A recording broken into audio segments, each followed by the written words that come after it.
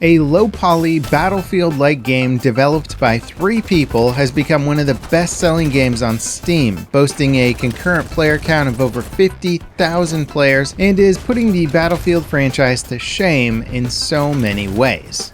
Now, BattleBit Remastered just went into early access on Steam. It boasts 254 player servers, squads, multiple VoIP channels, dragging and reviving dead players, vehicle gameplay, a robust map voting and feedback system, extensive building destruction, building your own cover pretty much anywhere, a surprisingly robust reporting system, classes, weapon modding, a progression system, many maps and modes, and it was built by 3 people. Let that sink in for a minute.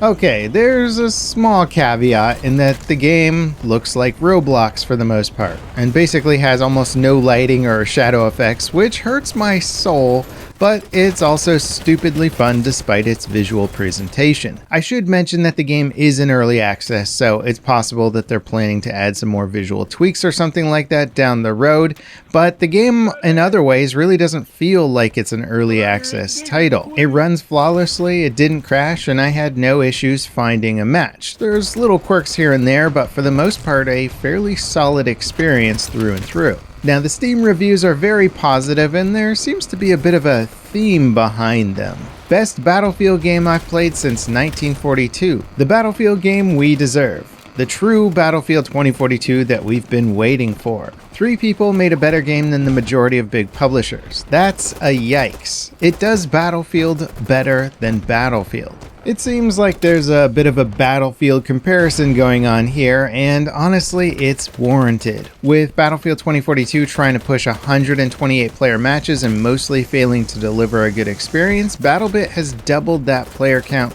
with arguably more quality of life improvements. Though, to be totally fair, the game does feel more like Squad than it does Battlefield. You can place spawn points, build cover, there's mag indexing, bandages, and no auto health regen.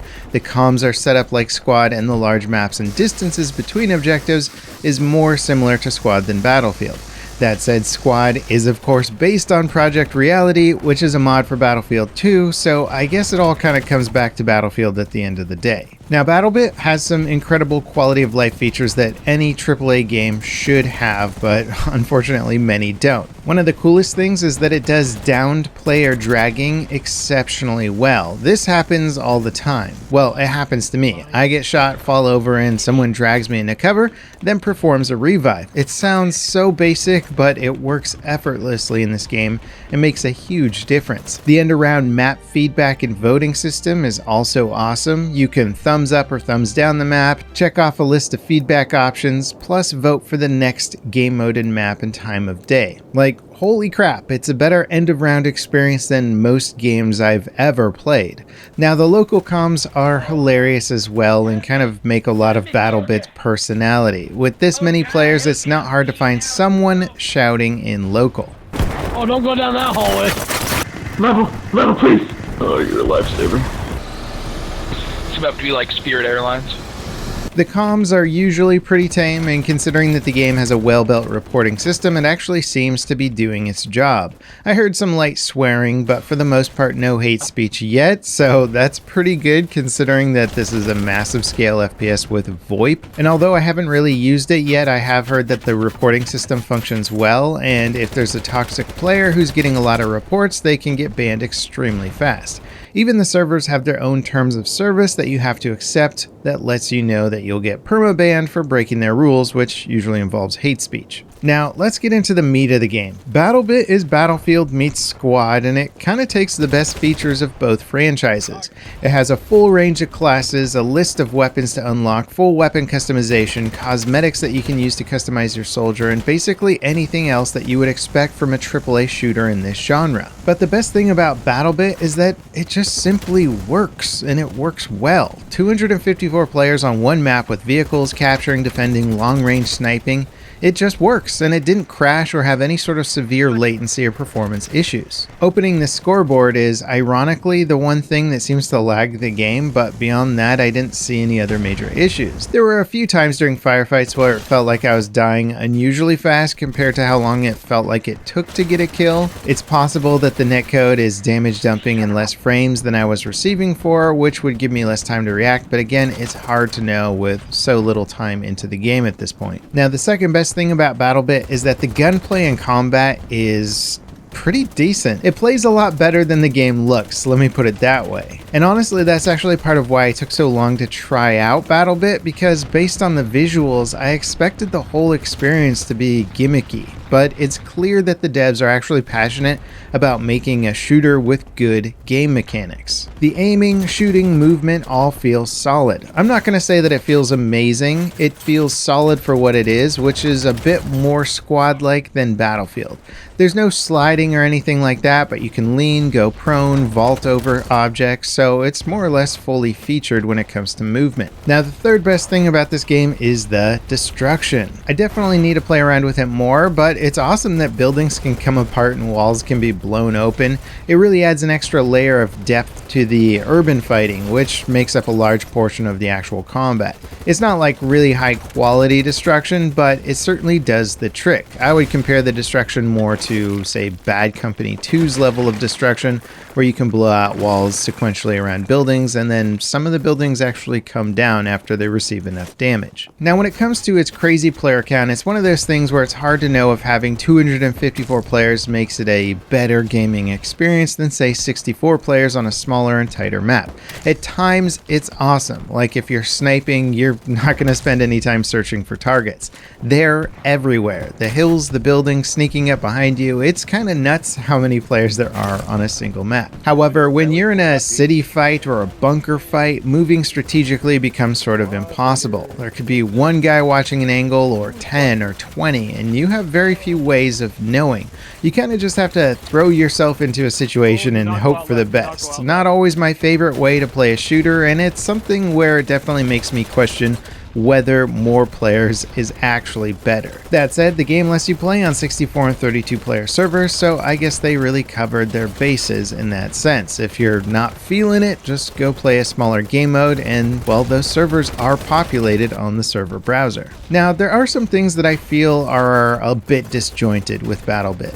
Because the game is so cartoony looking and you generally run pretty fast and have floatier movement, I was expecting slightly faster, more arcadey gun mechanics. But the game has much more mil-sim mechanics, like a very slow swap to your sidearm. Some of the recoil on magnified optics is pretty insane. You have to constantly bandage yourself to stop bleeding when you take fire, and you index your magazines when you reload, which means that when you start to run low on ammo, you may be reloading with half full or less full magazines. And while none of those mechanics are bad mechanics, they just feel a little out of place with the general presentation of BattleBit. It's like Cartoon Squad, but they copied over some of the more serious and slower game mechanics that don't feel quite as appropriate here.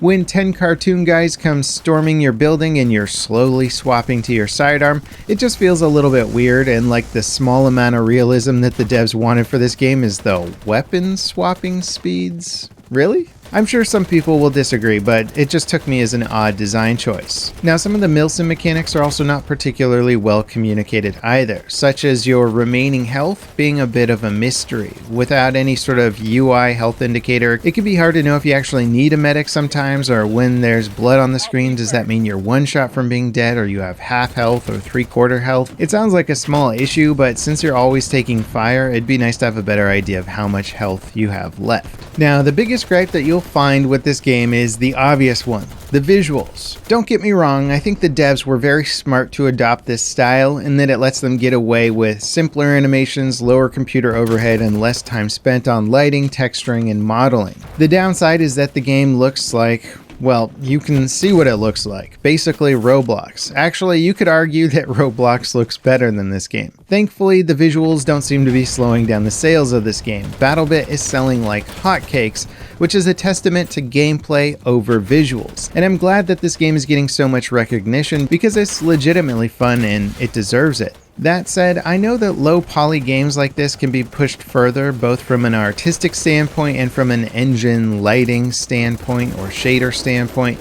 The lack of stuff like ambient occlusion or, well, shadows in general makes everything look so flat. And I mean, well, it is technically flat, you got flat faces, but when the interior of a building has the same lighting as the exterior, it does hurt my soul a bit. I hope that there's a plan to offer some slightly more advanced lighting down the road. Kind of like Minecraft looks really cool with lighting updates, I think this game could benefit similarly. And again, this game is an early access, so these critiques are meant more as feedback than criticism. I haven't done a deep dive on what's planned for the game yet, so I'm just basing this off of what I've played and enjoyed and experienced so far. As a $15 Steam buy, BattleBit is a must-try experience for fans of Squad or Battlefield. It offers a fun, chaotic combat experience that has me wanting to come back for more. It's not what I would call a well-refined experience with meticulously designed maps or mechanics, but the general size and chaos of it brings back this sort of fun, old-school feeling that I think we're missing from a lot of modern shooters. Now, as much fun as BattleBit is for $15, and the fact is that I'm planning on playing more of it after I publish this video,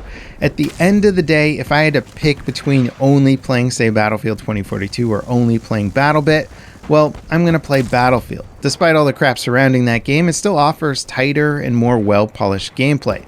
Obviously, that's thanks to tons of devs, time, and money that EA poured into it. But considering what BattleBit has achieved with so little, it really gives those bigger studios no excuse for the sheer lack of features compared to what BattleBit offers. I hope that BattleBit becomes a staple shooter, providing a core experience that fans of this genre have been missing with the bigger titles. It works, it's fun, it's inexpensive, and it's incredible considering how many people worked on this game compared to its top competition. Let me know in the comments if you've been playing BattleBit, what you think about it, how it's holding your attention in the long run.